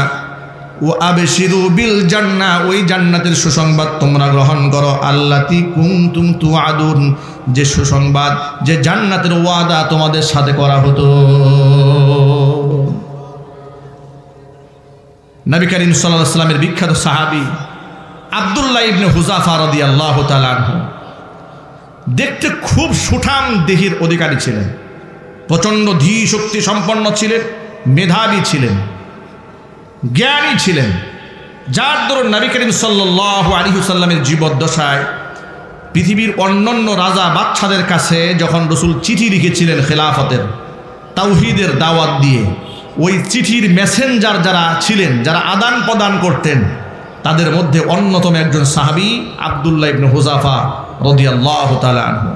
খলিফা ওমর ইবনুল খাত্তাব রাদিয়াল্লাহু তাআলা আনহুর শাসন আমলে একদল সৈনিকদেরকে সাথে নিয়ে রোমান সৈনিকদের সাথে দিন লড়াই করতে গেলেন। রোমান সৈন্যদের মোকাবেলা করতে গিয়ে সাহাবায়ে কেরামের এই পুরো টিম তাদের হাতে গ্রেফতার হয়ে গেলেন। রোমের বাদশা মুসলমানদেরকে দেখতে চাইলেন, যাদের গ্রেফতার করা হয়েছে তাদেরকে বাদশার সামনে আনা হলো। বাদশা জিজ্ঞেস করলেন তোমাদের সেনাপতিকে? তারা বললেন আমাদের কোনো সেনাপতি নাই, আমাদের একজন আমির আছে। আব্দুল্লাহ ইবনে হুযাফা সামনে আনতে বলো, সামনে আনা হলো। আব্দুল্লাহ ইবনে হুযাফা রাদিয়াল্লাহু তাআলা আনহু চেহারা দেখে, সৌন্দর্যতা দেখে, তার স্মার্টনেস দেখে রোমের বাদশা আব্দুল্লাহ ইবনে হুযাফা রাদিয়াল্লাহু তাআলা আনহুকে ডেকে বলছেন, আব্দুল্লাহ রে, আমি প্রতিশোধ পরায়ণ হয়ে তোমাদের উপর আঘাত করব না, আমি তোমাদেরকে একটা প্রস্তাব দিই, তোমরা সহসায় প্রস্তাবটা মেনে নাও। সেই প্রস্তাবটা হলো, তুমি যদি ইসলামের জন্য তোমরা যুদ্ধ করতে এসেছো, ধর্ম ত্যাগ করে আমাদের খ্রিস্টান ধর্ম গ্রহণ করো, তাহলে তোমাদের জন্য কত বস্ত বড় পুরস্কার আছে।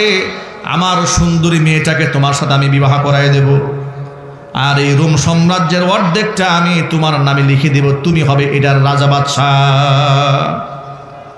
এত বড় লোভনীয় প্রস্তাব পাওয়ার পরে আব্দুল্লাহ ইবনে হুযাফা রাদিয়াল্লাহু তাআলা আনহু ঘৃণা ভরে প্রস্তাব প্রত্যাখ্যান করে বললেন, ইয়া কালবার রুম, হে রোমের কুকুর। সুবহানাল্লাহ করেন। এত বড় লোভনীয় প্রস্তাব শুনে তিনি বলছেন, ইয়া কালবার রোম, হে রোমের কুকুর, আমি আমার তাওহীদ ছেড়ে দেব, ধর্ম বাদ দিয়ে দিব, আল্লাহকে বাদ দিয়ে দিব এই সুন্দরী বউয়ের আশায়। তোমরা কল্পনা করলে কি করে? আমরা তো এই ধর্মের জন্য মরার জন্য প্রস্তুত হয়ে বসে আছি। আল্লাহু আকবার বলেন। কি করে কল্পনা করলে এই লোভনীয় প্রস্তাবে আমি রাজি হয়ে যাব? এ কথা শোনার পরে বাদশাহ খুব ক্ষিপ্ত হলো।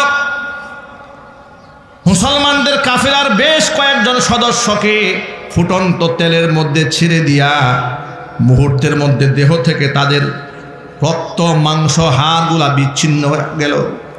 শাহাদাতের পেয়ালা পান করে বেশ কয়েকজন সাহাবী জান্নাতের মেহমান হয়ে গেল। এই দৃশ্য দেখার পরে তারা মনে মনে ভাবছিল নিশ্চয়ই বাকি যারা আছে সকলেই ভয়ে কালিমা ছেড়ে দেবে, কিন্তু তারা কালিমার ব্যাপারে বড় কঠিন থাকলেন। আব্দুল্লাহ ইবনে হুযাফা রাদিয়াল্লাহু তাআলা আনহুকে জামা খুলে সামনে দাঁড় করায় দেওয়া হলো, তাকে ফেলে দেওয়া হবে। আব্দুল্লাহ ইবনে হুযাফা রাদিয়াল্লাহু তাআলা আনহু চোখের পানি ছেড়ে কান্না করছে। দৃশ্য দেখে কাফিররা মনে করেছে তিনি বোধহয় ভয় পেয়ে গেছেন। বাদশার সামনে নেওয়া হলো। বাদশাহ বললেন, তুমি বোধহয় আমার প্রস্তাবে রাজি আছো ধর্মান্তরিত হতে? তিনি বললেন, মোটেও না, আমি ধর্মান্তরিত হব না। তাহলে চোখে পানি কেন? চোখের পানি আমি যে এখন শেষ হয়ে যাব এই জন্য নয়, ভয়ের পানিও এটা নয়। তাহলে কিসের পানি? বলে এটা একটা আফসোসের পানি। কিসের আফসোস? তিনি বললেন, আমি আমার রাসূলের মুখে শুনেছি পৃথিবী থেকে যারা একবার বিদায় নিয়ে যাবে দুনিয়াতে সে আর আসতে পারবে না, কিন্তু শহীদদের তো অনেক মর্যাদা। আজকে আল্লাহর দ্বীনের খাতিরে ধর্মের জন্য আমার একটা মাত্র প্রাণ শাহাদাত বরণ করবে, দুনিয়াতে আমি আর ব্যাক করে ফিরে আসতে পারবো না। আমার আফসোস হলো আল্লাহ যদি আমাকে 1000টা জীবন দান করতেন, আল্লাহর দ্বীনের জন্য আমি ফুটন্ত তেলে 1000 জীবনকে সঁপে দিতাম। সেটা আমি পারছি না বলে আজকে আমি কান্না করছি। আব্দুল্লাহ ইবনে হুযাফা রাদিয়াল্লাহু তাআলা আনহুর ঈমান দীপ্ত কথা শুনে আহলে কিতাবের সদস্য খ্রিস্টান এই রাষ্ট্রনায়ক থরথর করে তার ক্ষমতার মসনদ কেঁপে উঠেছে। সে আব্দুল্লাহ ইবনে হুযাফাকে ডেকে বললে, আব্দুল্লাহ, আমি তোমাকে মারবো না, হত্যা করব না, ছোট্ট একটা প্রস্তাব রাজি হয়ে গেলে সকলকে বা সালামত বাড়িতে পৌঁছে দেওয়ার ব্যবস্থা করব। জিজ্ঞেস করলেন, কি সেই প্রস্তাব? তিনি বললেন, তোমার কপাল ধরে যদি আমাকে একটা চুমা খাওয়ার সুযোগ করে দাও, তোমার সাথী সঙ্গী যারা আছে সকলকে আমি মাফ করে দেব। আব্দুল্লাহ ইবনে হুযাফা রাদিয়াল্লাহু তাআলা আনহু মনে মনে ভাবলেন, একজন অমুসলিম বাদশা আমার কপালে যদি চুমু খায়, বিনিময়ে আমার এতগুলো সাথী প্রাণে বেঁচে যায়, তো অসুবিধা তো নাই, তো অসুবিধা আছে? তিনি চুমু গ্রহণ করলেন। এই সব সাথী সঙ্গীদেরকে নিয়ে মদিনাতুল মুনাওয়ারায় ব্যাক করলেন। লম্বা ইতিহাস। ওমরে ফারুক তাদেরকে দেখে খুব হতবাক হলেন। তিনি জানতে পেরেছিলেন ওরা গ্রেফতার হয়েছে, এর মানে নিশ্চিত শাহাদাত অনিবার্য। বাঁচলে কি করে? গল্প শোনালেন যে আমি এই কাজটা করেছি। ওমর রাদিয়াল্লাহু তাআলা আনহু তার মিম্বার থেকে দাঁড়ালেন, উপস্থিত সকলের সামনে আব্দুল্লাহ ইবনে হুযাফার কপাল ধরে চুম্বন করলেন আর বললেন, সকল মুসলমানের উচিত, মুমিনের উচিত, সাথীদের উচিত আব্দুল্লাহ ইবনে হুযাফার কপাল ধরে চুম্বন করা। ভাইরা, এই ঘটনার আলোকে, এই ঘটনা অনেক বিস্তারিত, লম্বা, বলে ফেলেছি 2 মিনিটে। উদ্দেশ্য একটা, শুধু এই মেসেজটা দেওয়ানো, আপনাদেরকে বোঝানো তাওহীদ ঈমান এটা এমন একটা আমানত, এই ক্ষেত্রে কোনো কম্প্রোমাইজ চলে না। কথা বলেন ঠিক কিনা বলেন? ঈমানের দাবির ক্ষেত্রে কোনো কম্প্রোমাইজ চলবে? ধর্মীয় ব্যাপারে কোনো কম্প্রোমাইজ চলবে না। আলেম বিদ্বেষী যারা, রাসূল বিদ্বেষী যারা, কোরআন বিদ্বেষী যারা, ইসলামের সংস্কৃতি বিদ্বেষী যারা, ইসলামের খিলাফা বিদ্বেষী যারা, আল্লাহর আইন বিদ্বেষী যারা, তারা যে দলের নেতাই হোক না কেন, তাদের সাথে আমাদের কোনো সম্পর্ক থাকবে না।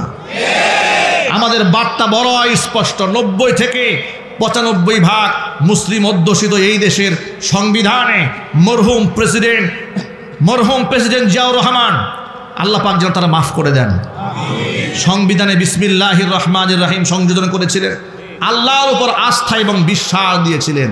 কিন্তু ফেরাউনের নাতিপুতিদের এটা পছন্দ হয় নাই। বিসমিল্লাহ বাদ দিয়ে দিয়েছে, আল্লাহর উপর আস্থা বাদ দিয়ে দিয়েছে। আমাদের বার্তা বড় স্পষ্ট। মাহমুদুর রহমান সেদিনও বলেছেন, অবশ্যই সংবিধানে আল্লাহর উপর আস্থা আনতে হবে, এটা মুসলমানদের দেশ। অবশ্যই বিসমিল্লাহ ফিরিয়ে আনতে হবে। কথা বলেন ঠিক কিনা? বিসমিল্লাহ ফিরিয়ে আনতে হবে, আল্লাহর উপর আস্থা ফিরিয়ে আনতে হবে।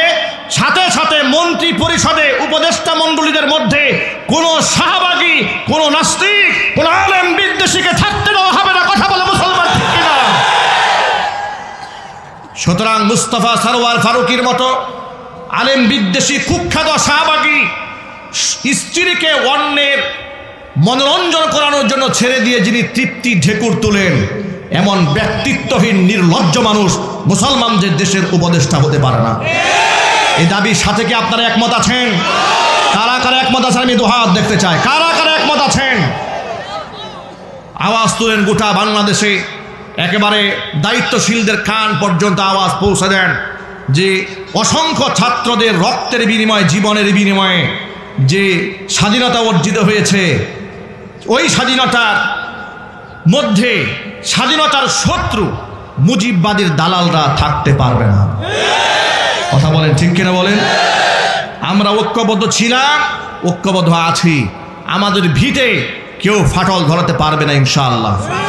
আপনারা কি শক্তিশালী ভূমিকা পালন করতে পারবেন তো ইনশাআল্লাহ? আল্লাহ রাব্বুল আলামিন যেন সকলকে কবুল করেন, মঞ্জুর করেন। জোরে কোন আল্লাহুম্মা আমিন। আমি ছোট্ট পরিসরে আপনাদেরকে আহ্বান জানাবো, এটা মাদ্রাসার মাহফিল। আমি কালেকশনের বক্তা নই, কালেকশন আমি করতেও জানি না, আমার হাতে সময়ও নাই। আমার 10টায় ঢাকাতে টাইম দেওয়া আছে, উত্তরাতে। আমার সেখানে স্টেজ ধরতে হবে। আমি শুধু একটা রুমাল আপনাদের সামনে পাঠাবো, আপনারা সকলেই বিসমিল্লাহ বলে পকেটে হাত দেন। বিসমিল্লাহ, বিসমিল্লাহ, বিসমিল্লাহ বলে পকেটে হাত দেন। এই ফাঁকে যদি 1-2 হাজার রুমাল নিয়ে ছাত্র ভাইদের পাঠাই দেন, মেহেরবানি করে পাঠাই দেন। দায়িত্বশীলরা রুমাল নিয়ে ভিতরে চলে যান, একটা লোক উঠা বসা করবেন না। ব্যাগগুলো ভিতরে দিয়ে দেন ভাই, ব্যাগগুলো ভিতরে দিয়ে দেন। প্রধান অতিথি আপনাদের সামনে মূল্যবান 2-1 কথা বলবে ইনশাল্লাহ। আপনারা বিরক্ত হচ্ছেন না তো? উঠা বসা করবেন না, ছত্রভঙ্গ হবেন না। তিনি সংক্ষিপ্ত কথা বলবেন, আমরা মুনাজাত দিয়ে বিদায় হবে ইনশাআল্লাহ। এক্ষেত্রে আপনাদেরকে ছোট্ট একটা আহ্বান জানাই দিই। আমার লিখিত একটা বই গত রমজান মাসে বের হয়েছে। এটা আলহামদুলিল্লাহ গত রমজান মাসে না, এটা আরও কয়েকটা রমজান আগে বের হয়েছে, রমজান কেন্দ্রিক। এটা আলহামদুলিল্লাহ আমাদের ড্রাইভারের কাছে আছে, সফর সঙ্গীর কাছে আছে। যদি যাওয়ার সময় সুযোগ হয় আপনারা গ্রহণ করতে পারবেন। হাদিয়া মাত্র 100 টাকা। আল্লাহ তাআলা যেন কবুল করেন। জোরে কোন আল্লাহুম্মা আমিন। প্রধান অতিথিকে দিয়ে দেন। জি জি জি।